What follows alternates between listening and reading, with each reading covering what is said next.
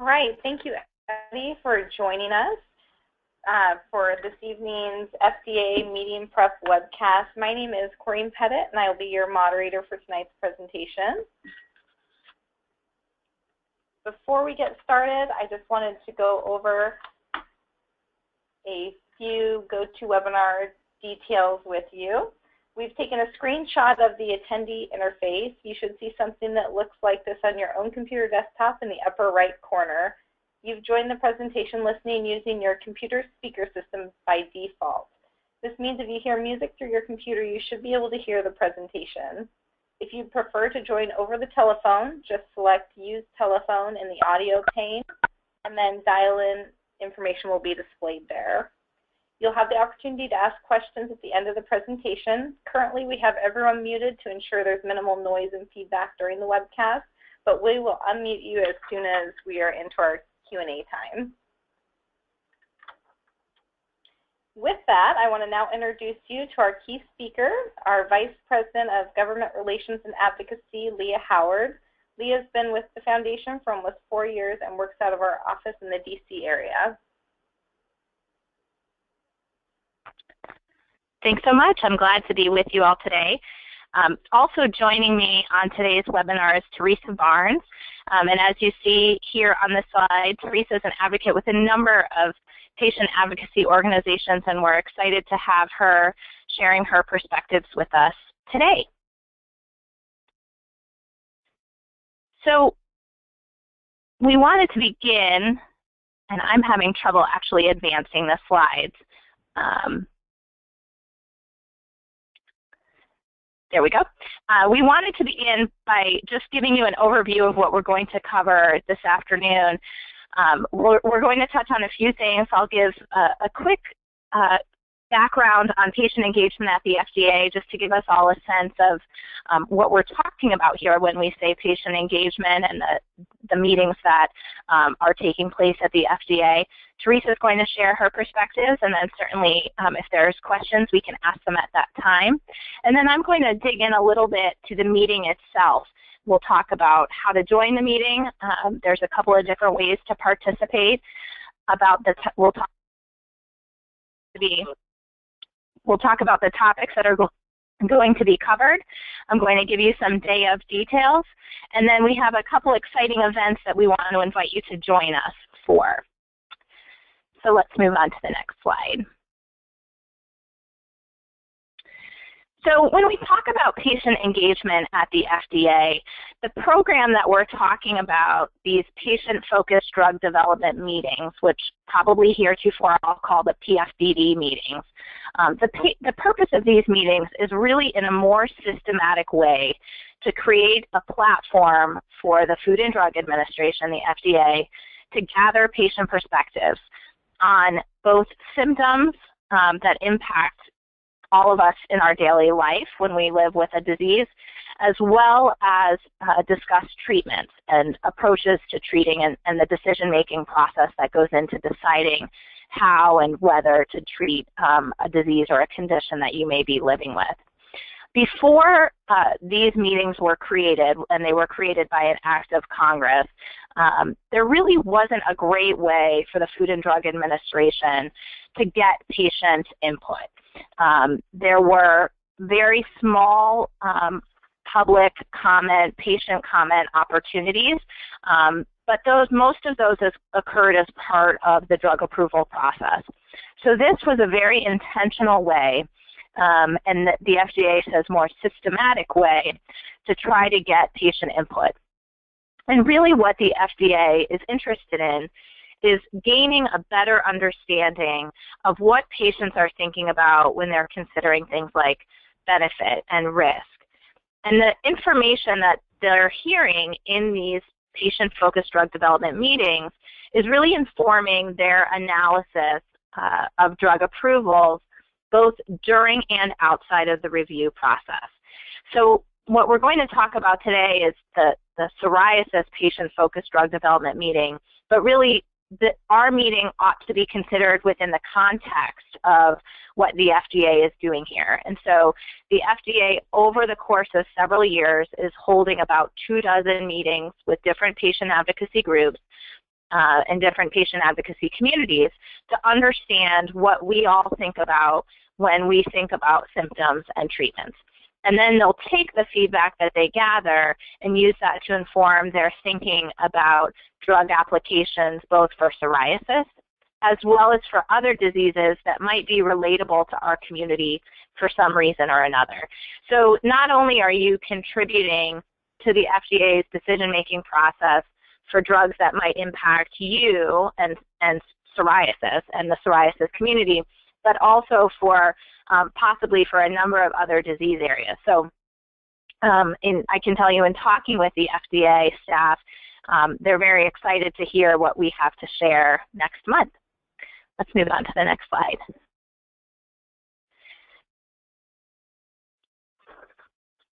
So I'm happy to share that we have a guest speaker with us today, Teresa, and I'd invite Teresa to share a little bit about her background and how she became involved in this process. And what we're hoping Teresa can do tonight is help you understand a little bit more from someone who's actually gone through one of these meetings about what it feels like to be a part of this process and share her reflections on participating. Teresa? Thanks so much, Leah, and hi to everybody. I know it's for a lot of people, it's a little bit of a nerve-wracking thing to even have a thought that you might have a discussion with the FDA. So I can understand any trepidation that you might have. And I've been an advocate, as Leah mentioned, for a long time. My father had a deadly lung disease when I was in college and ended up dying after a failed lung transplant my senior year. And so I sort of became what I call an accidental advocate, as a lot of you probably are as well. And subsequently, we lost 4 more people in our family to the same disease. So I've been advocating on lung issues for about 12, 13 years now. And as part of this, this patient-focused drug development effort, and Leah knows this very well, it wasn't by accident. It was a very intentional process. Advocates were talking to members of Congress on the Hill before this ever became a mandate from Congress. So your work behind the scenes in every way, everything you do as an advocate matters. Sometimes you don't see the fruit of your labor for years, but it makes a difference. And in our disease area, pulmonary fibrosis, the initial list of talk of what they call, these are all called workshops, did not include our disease area. So we actually advocated to have the disease added back when the FDA asked for people for the public comment. And thankfully the disease was added. And so, your advocacy, I'm sure, started long before today, and certainly long before next month when you finally have an opportunity to either speak to the FDA or watch and listen what's going to happen there. So I want to give you just a few, experiences of mine, and then just a few ideas that you might want to keep in mind while you're preparing for your own experience. One is that this is an opportunity to really promote what you're doing in the psoriasis community and what the Psoriasis Foundation is doing. So I'm sure that they are working on press announcements and so forth to do that, but you, as an advocate, can also do that in your own hometown with your own newspapers, your own local media. Share your story. If you're going to the Hill for this meeting, this is a big deal, and patients before you have never had this opportunity.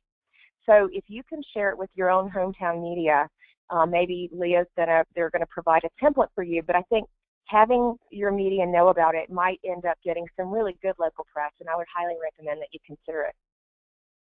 Number 2 is, you really want to be prepared either as a participant, which I define as anyone who's watching online, which, by the way, it is video online, or if you decide that you can be there in person. And then also as a participant of a panel. So if you were asked to participate in one of the panels that will actually speak during the live event, then your participation is a little higher, at least a little more noticeable. So a couple things you need to know. In the room is large. I don't know if they're using the exact same place that they did for our event, which was in September of 2014, but it was a really large room. It's very, very difficult to make your way around the FDA campus. So not a lot of directional signs. The buildings are numbered, but that's not in logical order. So try to arrive early if you're going in person so that you can find where you're going. I'm sure Leah, the group there, probably can give you more detailed information about where your event's going to be. And then the room itself is very, very large. And at one end of the room, somewhat near where the panels are going to be located, there will be a live camera. And that camera will be showing the video of what's happening in the room on your, if you're joining by webinar. And I don't know if they've improved it in the year and a half or so that since I was there, but the video is not very good quality.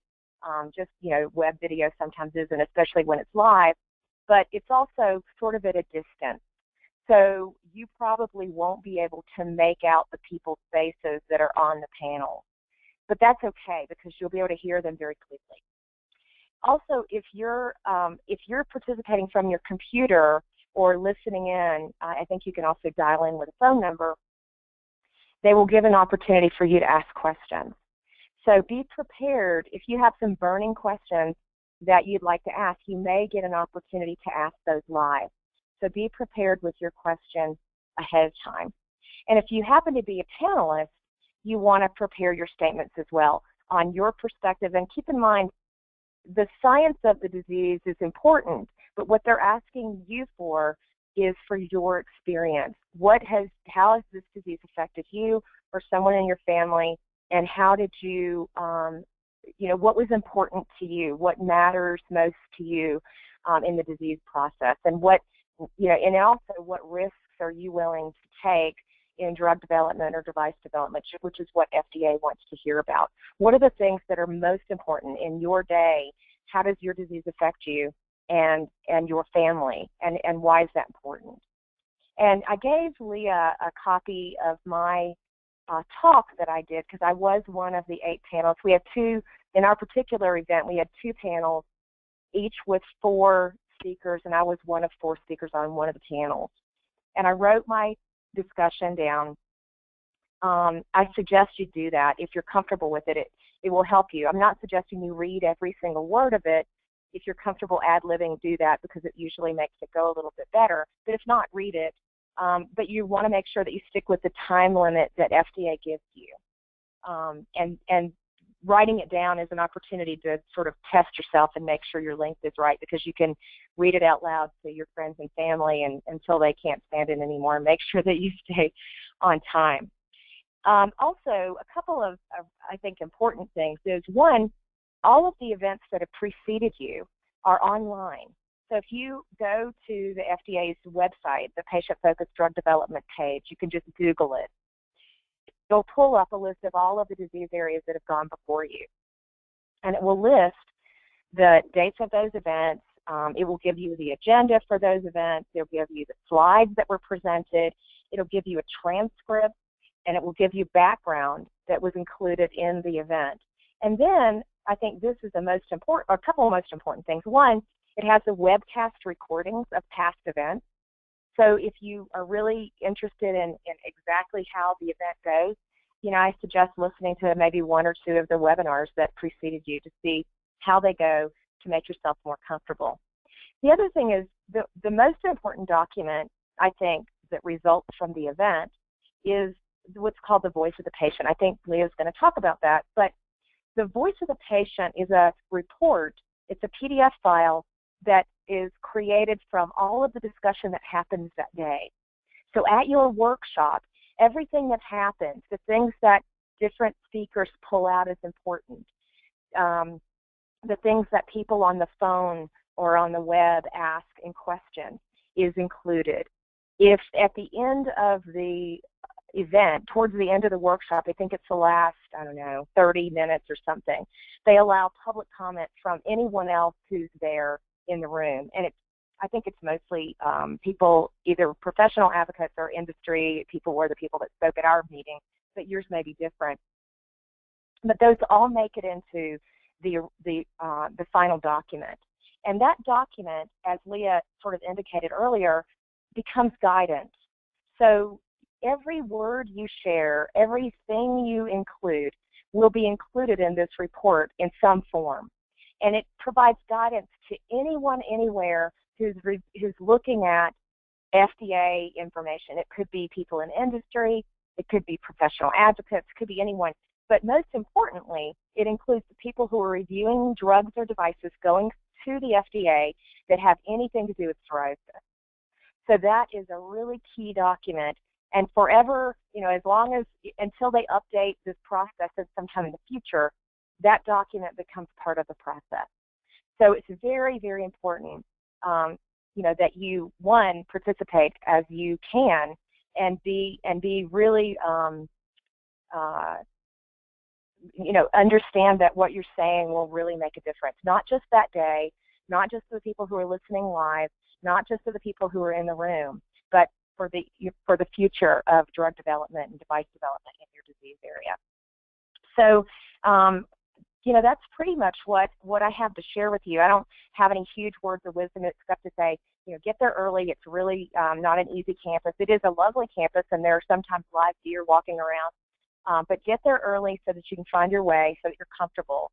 Also in the room, I noticed when I was at our workshop, there are a lot of people, it's sort of the who's who of your disease area who will be there. So it's a really terrific networking opportunity for you, either as an advocate or a family member or a patient or even a professional. It's a great opportunity. So if you can possibly be there in person, I highly recommend it. Leah, did I miss anything? No, I think that's great, and you really teed up very well the rest of the presentation that I'm going to give. So thank you very much. Oh, great. My pleasure. I don't know if, for having me. Yeah, thank you for coming. I don't know if we have any questions for you. I'm certainly going to dive into considerable detail on each of the suggestions that you made. So I might suggest folks hold questions on that. Okay. But I guess I'll just pause here to see, are there any questions on what you shared, and then we can go ahead.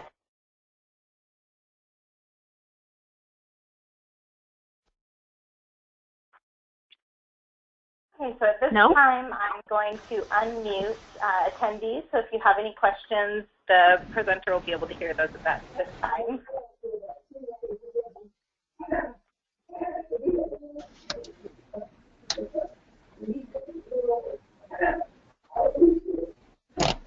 Great. Well, I'm not hearing any questions. So why don't we go ahead and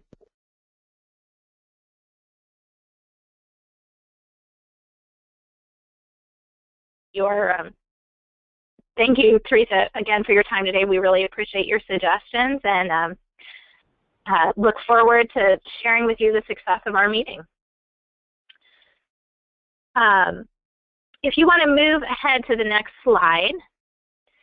So I think Teresa did a great job of really helping to explain and ground why these meetings are so significant. And as she said, they're a really important opportunity, not just for the FDA today, but really to inform the FDA for the near future. So I first just wanted to spend a moment reviewing the registration for the meeting, and as she said, that the different ways that folks can participate. And I'm actually going to add a third way to participate as well. So first of all, the registration for the meeting itself is the first item here on the website. You go through an Eventbrite registration page. Hopefully everyone that's watching this webinar has done that already. Once you complete the registration through the FDA site, you will receive a confirmation from Eventbrite. So if you think you registered but did not receive a confirmation, please check your email and go back, and you may actually have to attempt to re-register. It is important that you do register for the meeting because the registration will close on March 9th. So we want to encourage everyone to do that now. As Teresa said, there's two ways to participate. There is an in-person option and there's a webinar option. And for all the reasons that she mentioned, we certainly encourage you, if you're able, to participate in person. If you're not, though, there is the webinar option. You would register just like you would to attend in person. However, please indicate that you are participating online. if you do register to participate online, you will receive the link for the meeting a few days ahead of the event. So you should keep an eye out in your email a couple of days ahead of the meeting for the link from the FDA, which will tell you how to log on and follow along through the course of the meeting. Again, there will be opportunities to participate in the meeting even if you are watching online and ask some questions. The FDA does ask that only patients actually participate in that capacity, though. So if you're not a patient or a caregiver, they ask that you not participate in any voting or discussion. The third way to participate in the meeting that I wanted to mention, in addition to both joining online and in person, is to submit a written comment.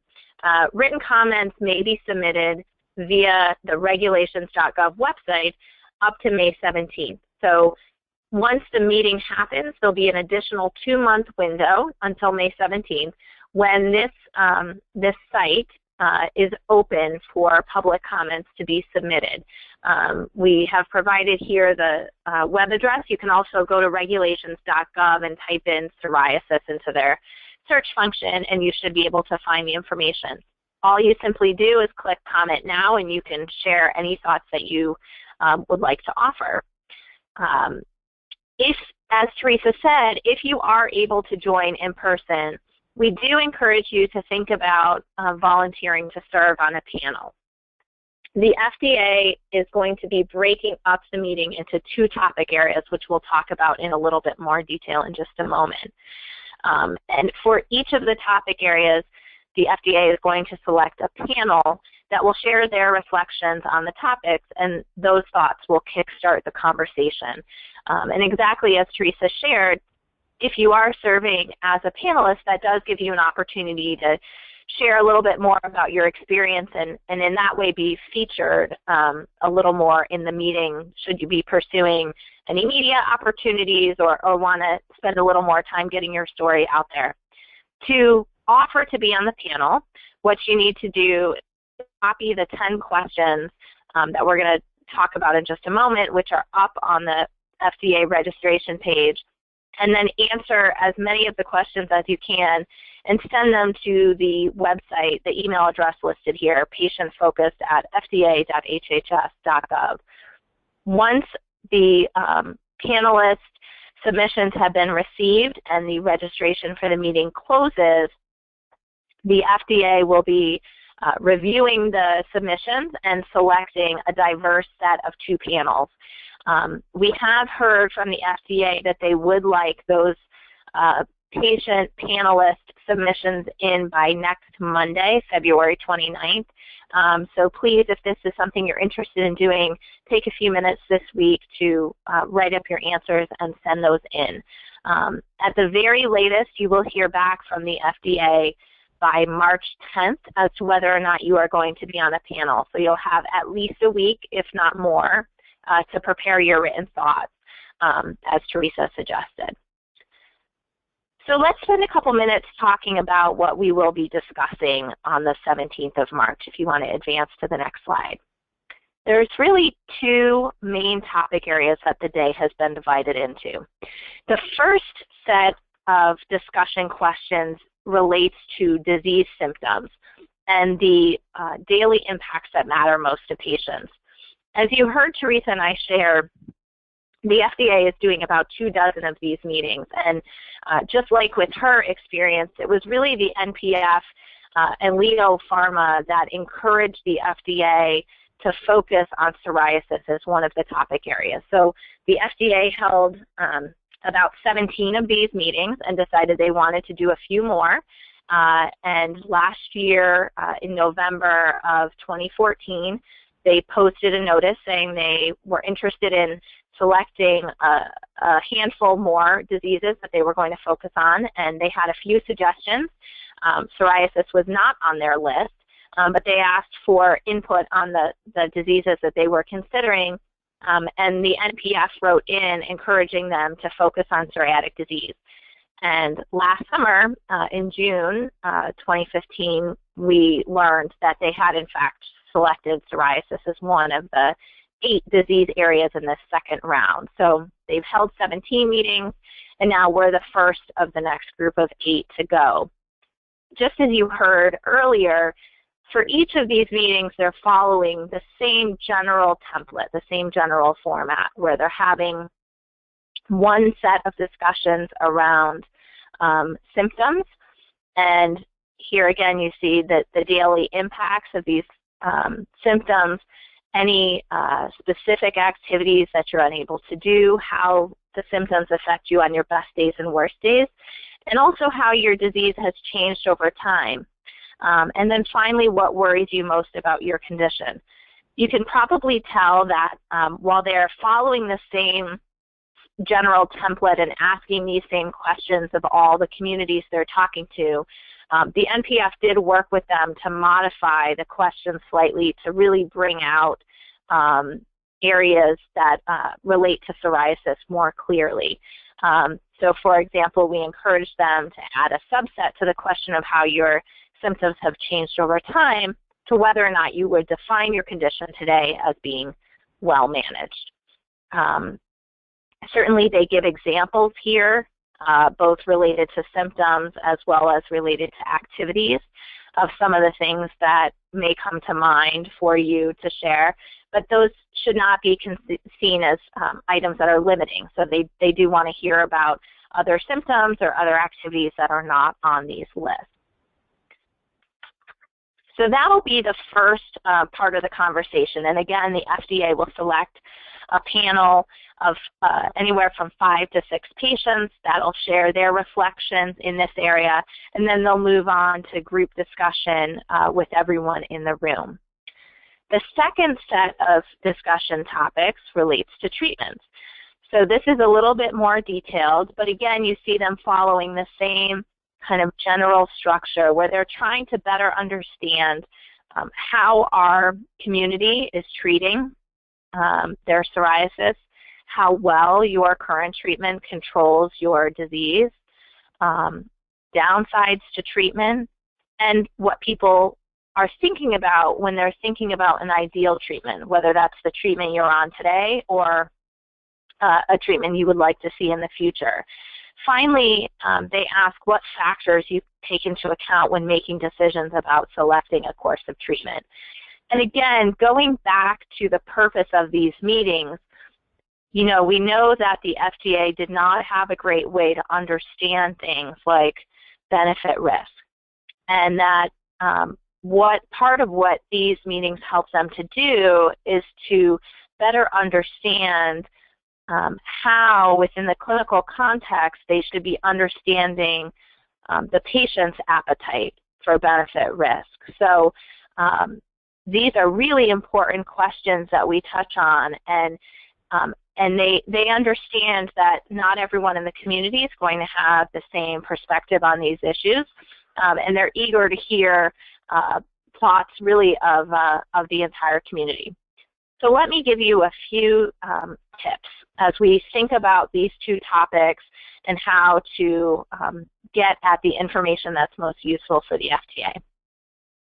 The first tip I want to share is to be both candid and direct. So we know that the more we can share with the agency about what it's really like to live with psoriasis, the better informed they will be about how the disease impacts our community, what patients are looking for when it comes to treatments, and what the FDA ought to have in mind as they are considering applications for new drugs. So the first tip I'll give you is, you know, be honest, be open, be candid. We know that for several segments of our community, there's really some tough issues here and some very personal and private things that most people don't often talk about in public. Obviously, you know, this meeting we would consider to be a very safe environment and hope that everyone will be respectful of one another's opinions. As Teresa said, while our perspectives all go into forming the voice of the patient report, those reports are anonymized, I'll say. So they are summaries of the meeting. They're not detailed notes as to kind of who said what and what exactly they said. rather they're meant to capture kind of in sum what the agency heard through the course of the day. So while certainly if you submit a public comment and it has your name and any other personal information you give, that is out there in the public space, I will say that in the meetings, you know, these are meant to be an environment in which people can share openly and honestly. So we do encourage you to be as specific, as direct, as open as you can, so that we really can explore all of the issues that matter to the community.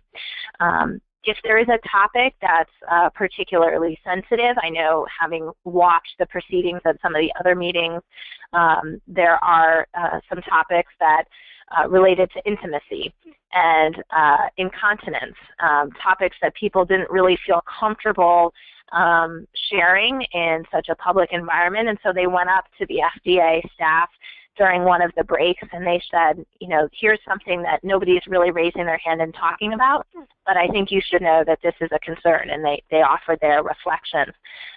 Then when we came back from the break, the FDA staff raised that as a topic for folks to delve into further. So that's certainly something you're welcome to do if you're so inclined.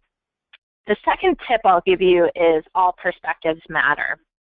And this is something that I really want to stress as we prepare for this meeting, that the agency is very much interested in hearing from all segments of the community. So we know that psoriasis impacts each of us differently. You may have mild psoriasis, moderate psoriasis, severe disease. You may be well controlled or not and have been on and off various treatments over time. And as we prepared for this meeting, one of the things that we heard from the agency was that they really wanted us to bring them all of those perspectives to the meeting. You know, as they get drug applications come before them, those therapies may be more or less applicable to different segments of our community. And so they want to know what the perspectives are of each segment. So one of the things that we just want to remind everybody is that all perspectives do matter.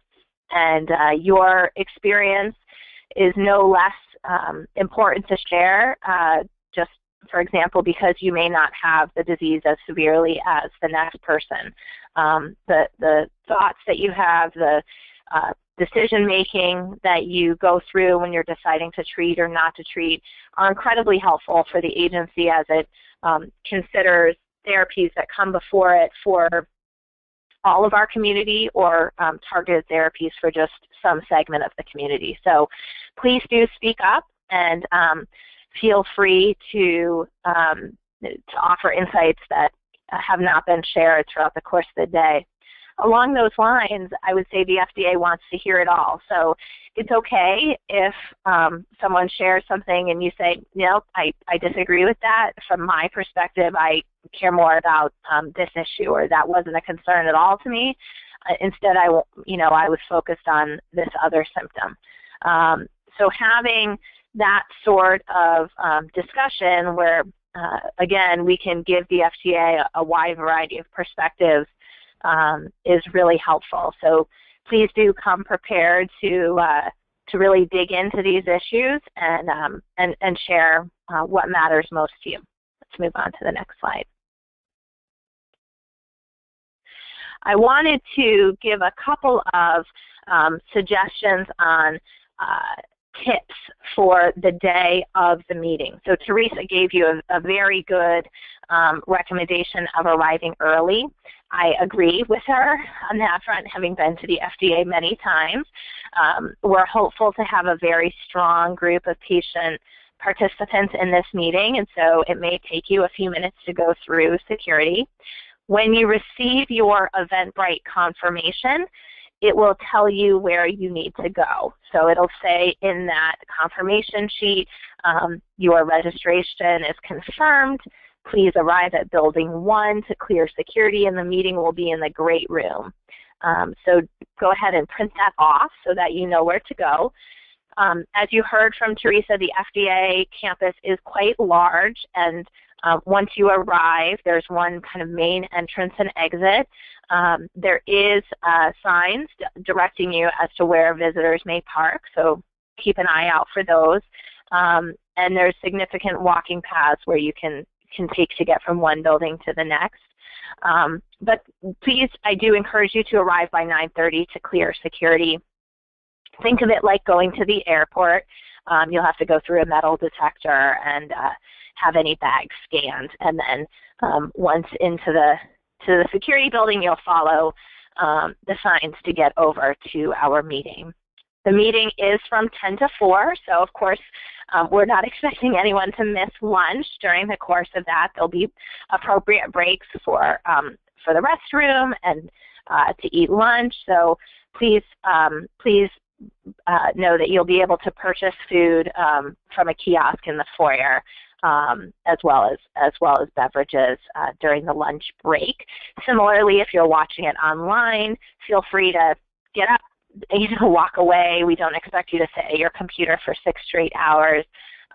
You're welcome to take breaks, and certainly if you have something pull you away, you should be able to come right back to the webinar. So if you've come back and your screen is frozen or you've been logged out, just use your information that's been sent to you by the FDA to just log back in, and you can resume participation in the meeting at that point. If you are traveling in and you do have luggage, you can just bring that with you to the room, either put it by where you're sitting at your table, or put it off against the back of the room, the side of the room. So feel free to just keep it with you. Transportation is a challenge to the FDA. You know, it's not metro accessible. Unfortunately, the metro line does not stop at the FDA, and there's not cabs sort of hanging out there. So we encourage you, if you do plan to take a cab, to line that up, both the trip out there as well as line up your trip back. The National Psoriasis Foundation is going to be running a shuttle between the Sheraton Hotel in Silver Spring and the FDA meeting. We will be taking people over both in the morning and then returning you back to the Sheraton following the meeting. So if that's something you are interested in, please reach out to one of us. You'll see our emails at the end, so we can go ahead and put you on the list and count you in our shuttle head count. And again, if you're participating via the webcast, as it says here, you will get the link emailed to you, as I mentioned earlier. That will allow you to view the meeting live, submit comments throughout the course of the meeting, and respond to the polling questions. I'm excited to alert you to 2 other events that we are holding alongside the FDA PFDD meeting. The first is the night before the meeting on Wednesday, March 16th from 6 to 8 p.m. at the Sheraton. We'll be holding a reception sponsored by Leo Pharma. For anyone that's interested in getting to spend a few minutes talking with any of the other patients that will be participating in the meeting, I will be there, Corinne will be there, other NPF staff will be there as well. And it's a great opportunity to kind of break the ice with other folks that are going to be at the meeting the next day.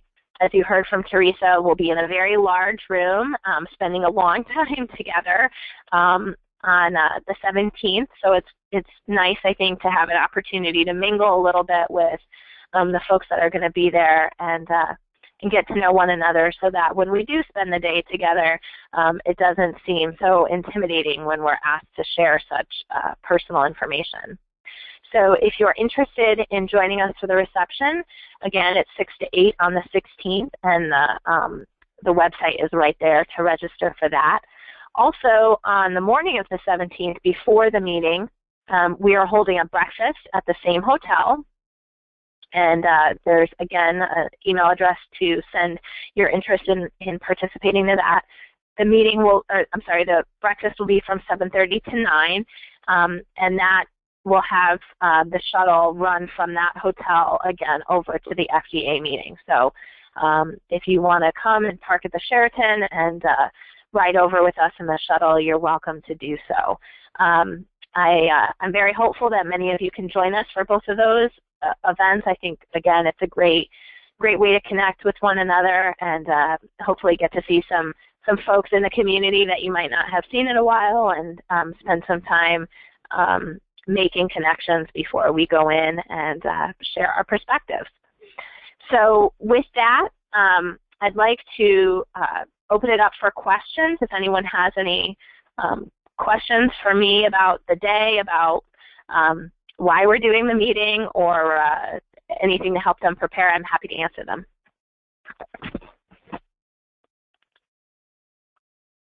Okay, so at this time I will be unmuting everybody again, so you have a chance to ask any questions at this time.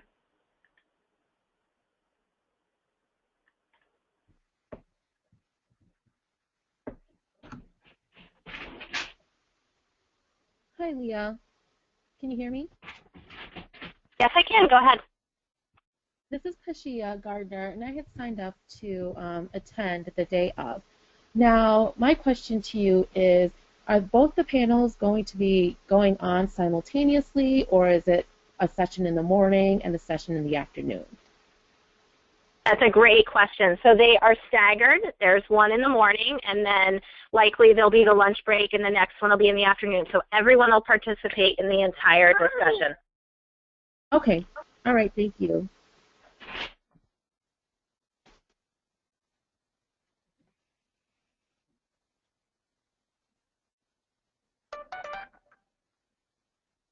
This is Vicki Wilkerson. You said something about that 10 questions on their FDA website.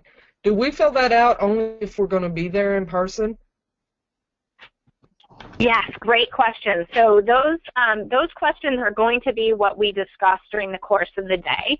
The FDA only needs you to fill the questions out and submit them if you're going to be there in person and you want to serve on the panel. If you are not planning on attending in person or don't want to serve on the panel, which is fine, then you don't have to respond to the questions. I would, however, encourage you to think about those ahead of time because those are what we'll be talking about. So personally, I know for myself, I have psoriasis, so I've registered to participate in the meeting in person, and I printed off the list of questions and jotted down a few of my own thoughts on each question as something I might say on those topics. So I would say that's a really good way to prepare for the meeting, is printing off the questions and writing things down. I do know from talking to folks that have been to other meetings, you know, it's like anything else, you often walk out of the meeting and think, oh, I wish I said this, you know. So using the questions to prepare ahead of time, I think will be a great way to get yourself ready for the meeting. We've also encouraged people that want to send in written comments to use the questions for that purpose too. So, you know, that I see kind of three purposes for the questions, but you only have to submit your responses on those questions to the FDA if you plan to be there in person and want to be on the panel. Leah, this is Jody Quinn. I have a question. Do you pick one panel or the other to answer the questions, or do you answer both? Another good question. So it's entirely up to you. What the FDA staff has told me is the more information you can provide them, the better it is, the easier it is for them to look at all the submissions and pull out a diverse set of perspectives, which is what they're going for when they pick the panels. If you look at the 10 questions and you say, for example, you know, I don't have a lot to say on the symptoms, but I really have some strong opinions on treatments, and I'd like to be considered for that panel and not the symptom panel, that's fine. You can submit your responses to just that set of questions, and they'll either choose you or they won't, based on what they're putting together. Unfortunately, the NPF has no input on who should be on the panel, and I have the FDA doesn't share with me, you know, how many people have offered to do that. So I can't give you any inside intelligence on that front, but what I can tell you is their goal is to build a diverse panel for each discussion area that contains folks with different experiences, different perspectives, different stories, so that they're not hearing 5 or 6 of the same thing before we move into the general conversation.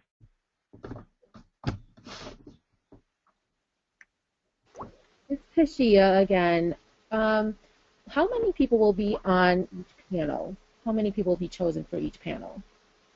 They're planning to choose between 5 and 6 individuals, and they would like to have, again, kind of a mix of disease severity, age, background, length of time having the disease, experiences with different therapies tried, different symptom challenges, all of that. So I would anticipate that they're, as they choose the 5 to 6 people, you'll see a mix of gender, a mix of age, a mix of length of time living with the disease, all of those sorts of things.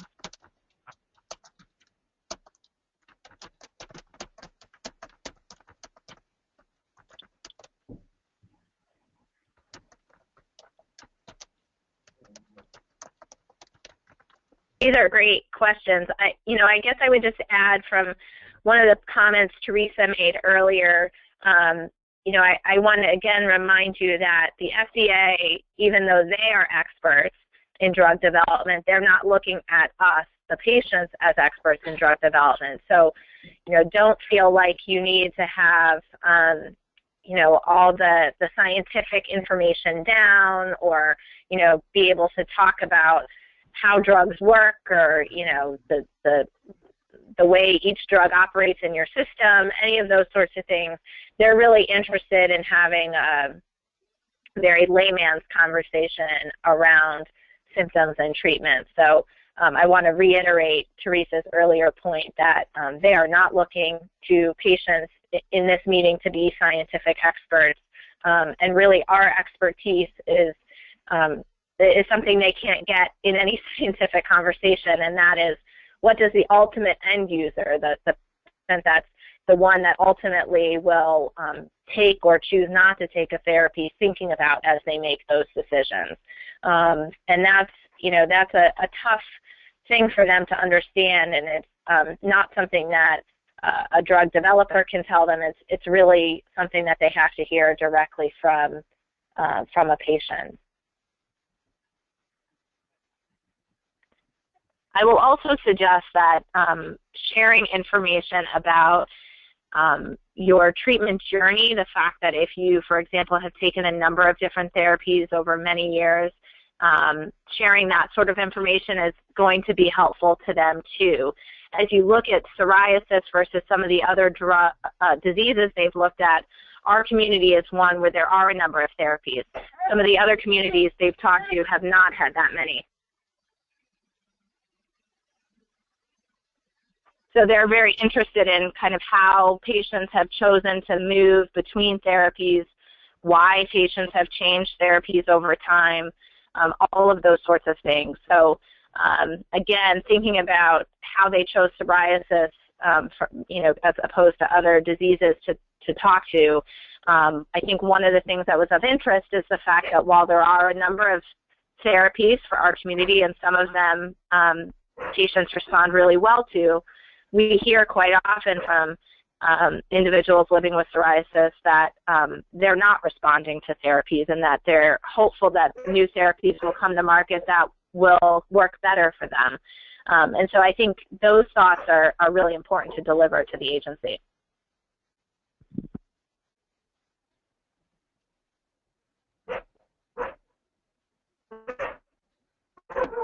This has been great. Any other questions?